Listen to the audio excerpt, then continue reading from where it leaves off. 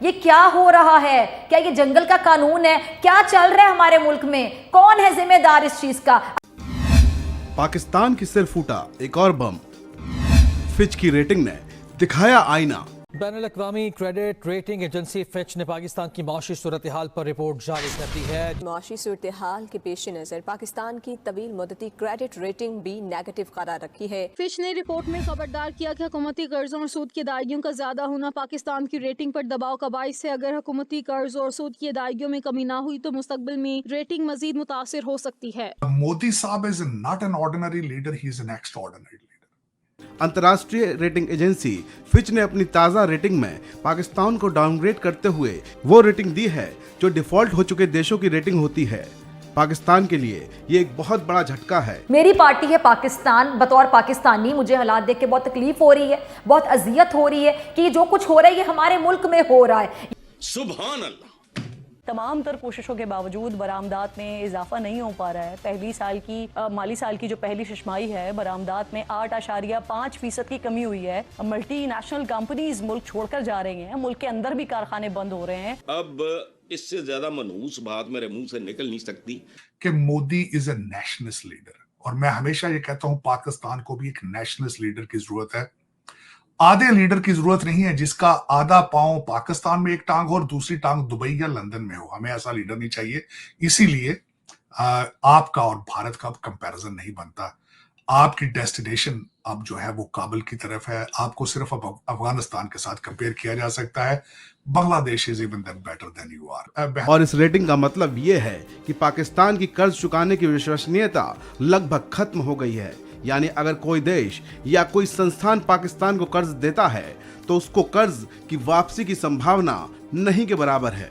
Rating agency Fitch ने एक बयान में कहा है कि फिच रेटिंग्स ने पाकिस्तान की long term foreign currency issuer default rating यानी आईडीआर को CCC+ से घटाकर CCC- कर दिया है। मैं तो जब हुकूमती तकरीबात में जाती हूँ तो वहां पर तो सुनती हूँ कि वो जो हम डिफॉल्ट की बातें कर रहे थे उसको हमने रोका, अब माशी इस्तेहकाम आ रहा है, अब ग्रोथ का सफर शुरू हो चुका है। लेकिन इसके बावजूद जो बिजनेसमैन है वो खुश नहीं है। कारोबारी तबका बहुत ही ज्यादा डिस्ट्रेस नजर आ रहा है। जो इंडस्ट्रियलिस्ट बात कर रहे हैं इमरजेंसी की, क्विकली इमरजेंसी नाफिज होनी चाहिए, इंडस्ट्रियल इमरजेंसी, तो उससे एक तो मुराद क्या है? एक तस्वीर ये थी कि मोदी साहब बैठे थे जब उस समिट के अंदर, उनकी एक साइड पे मकरा थे जो चेयर थे उस समिट के, दूसरी साइड पे यूनाइटेड नेशंस के सेक्रेटरी जनरल थे। तो उससे पोजीशनिंग नजर आती है कि what is positioning of Modi, what is the positioning of India. दूसरी तस्वीर जो है वो भी इंपॉर्टेंट है। लंच होस्ट किया, लंच के दौरान ही was sitting with JD Vance and Usha वहां पे बैठी थी।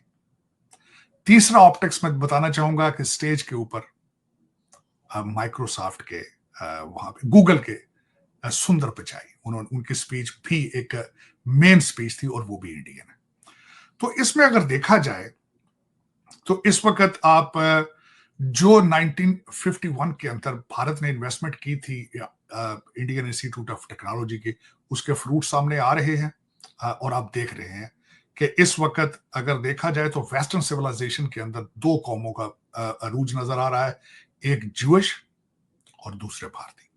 क्या वजह है सर इसकी? बात यह है कि देखें, सर्जेंसी इस वक्त मुल्क में माशी है, माशी इनकिलाब के लिए या अपने बिजनेस को, डूइंग ऑफ बिजनेस को सेट करने के लिए। और इस वक्त जो हमारी फैक्ट्रियां हैं वो सारे बंद हो रही हैं। जब फैक्ट्री बंद होती है, एक फैक्ट्री लगाने में 3-3, 4-4 नस्लें लगती हैं और वो फैक्ट्री बनते एक एम्पायर खड़ी करने में जो है 50 साल लगते हैं।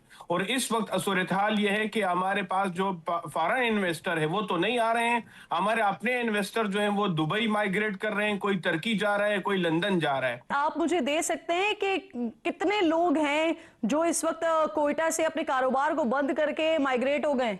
मैडम यकीन करें, आर्टिफिशियल इंटेलिजेंस में आप चेक कर लें, इस वक्त 3,500 लोग जो हैं वो सिर्फ बलूचिस्तान से माइग्रेट कर चुके हैं और वो दुबई चैम्बर ऑफ कॉमर्स में जो है वो उन्होंने अपनी रजिस्ट्रेशन कराई है। यानी 1 करोड़ रुपया जो है वो सिर्फ रजिस्ट्रेशन के लगते हैं। यानी इस वक्त 3500 करोड़ यानी 3,500 करोड़ रुपया वो जो है वो हमारे जो है इस वक्त कोयटा से और हल बताइए ना जो आप निकल चुका है। आज में पीने के लिए पानी है ना, हुक्मरानों के शर्म से डूबने के लिए पानी है वहाँ इमरजेंसी गेट्स नहीं है इमारतों को ना, सारा ना लावारिस है। ये लावारिस मुल्क है।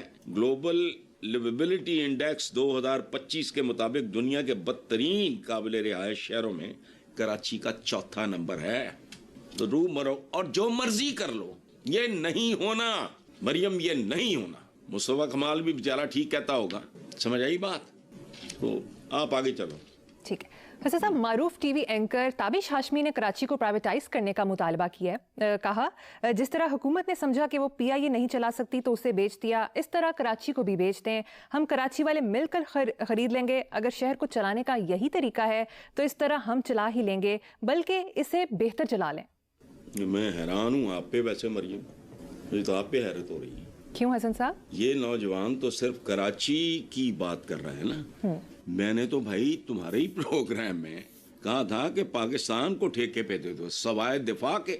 चाइना हैज डन वंडर्स, जैसे आपके जहाजों की धूम पड़ी है, इसी तरह चाइना की तरकीब ऐसी मिसाल दुनिया में है ही नहीं। ग्रां ख्वाब चीनी और ये और वो कहाँ पहुंच गए हैं? सुपर पावर में उनको दे दो ठेके पे। दिफा के अलावा सब कुछ चीन हमारा भाई है, ठेके पे दे दोगे यार 10 साल के लिए लीज पे इसको, लेकिन वो फिर पता नहीं 2 साल में किधर पहुंचा देंगे। या इस तरह ही को बात करो। और तारीख में पहली बार lease a country rent a country का एजाज भी हमें हासिल हो जाएगा। कराची को ठेके पे दे दो।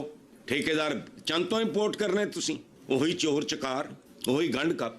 तो वो ठीक है, उसने अपने कराची की बात की है, वो इतनी ही कर सकता था। मैं तो पूरे मुल्क के बारे में ये बात करता हूँ। वो स्टील मिल है, वो गोरा ना दे जाता। गोरे पे असली लानत पता मैं क्यों भेजता हूँ? इसलिए नहीं कि वो गासिब था, कब्जा था। ये गासिब नहीं है, तगड़ा आता है, बट ठीक है। उनके एहसानात पे गौर करो। हिंदुस्तान पाकिस्तान जैसे मुल्कों में आज तक शायद रेलवे ना होती, तुसी उन्हें बर्बाद कर देता है। इरिगेशन सिस्टम उनका बर्बाद कर दिया। तुम लोगों ने क्या इम्प्रूव किया है? क्या कोई नई बात की है? कुछ भी नहीं। उनकी दी हुई चीजों को भी अब्यूज किया है, मिसयूज किया है। अखबारी रिपोर्ट के मुताबिक अवाम बिजली और गैस के बढ़ते बिलों के दबाव में खुराक पर खर्च में कमी पर मजबूर हैं। बुनियादी ग़िज़ाओं की फीकस खपत कम हो गई। ख़वातीन और बच्चों में तवीलुल मुद्दती ग़िज़ाई किल्लत का खतरा। तालीम और सेहत पर खर्च भी कम। इंसानी सरमायाकारी बुरी तरह मुतासर। गैलप पाकिस्तान के एक नए तज्ज़िये के मुताबिक बढ़ते हुए बिजली और गैस के बिल पाकिस्तानी घरेलू बजट पर सबसे बड़ा दबाव बन चुके हैं। महंगाई खानदानों को इंसानी सरमायाकारी और मयार ज़िंदगी में बेहतरी से रोक रही है। यहाँ जिंदगी ही नहीं, तुम मयार जिंदगी की बात कर रही। यहाँ तो जिंदगी नहीं है, इसे जीना नहीं कहते। यहाँ जो आदमी एहसास होगा तो थोड़ा उसका कोई मसला नहीं भी होगा तो उसकी जिंदगी अजाब में। अच्छा, जहाँ जिंदगी ही नहीं है, वो गीत सुना आपने, जिंदा है यही बात बड़ी बात है प्यारे, बस। और एक बात सुन लो मेरे सारे पाकिस्तानी बहन भाई बच्चे, हमारे रिवाज इधर देखो बैठे हैं, क्या मातम किस चीज का हो रहा है? कश्मीर, गजा, वेनेजुएला, अफगानिस्तान, ईरान। अच्छा, बहुत अच्छा है। और तुम अपना हाल तो देखो, तुम हो तो ये सब कुछ है।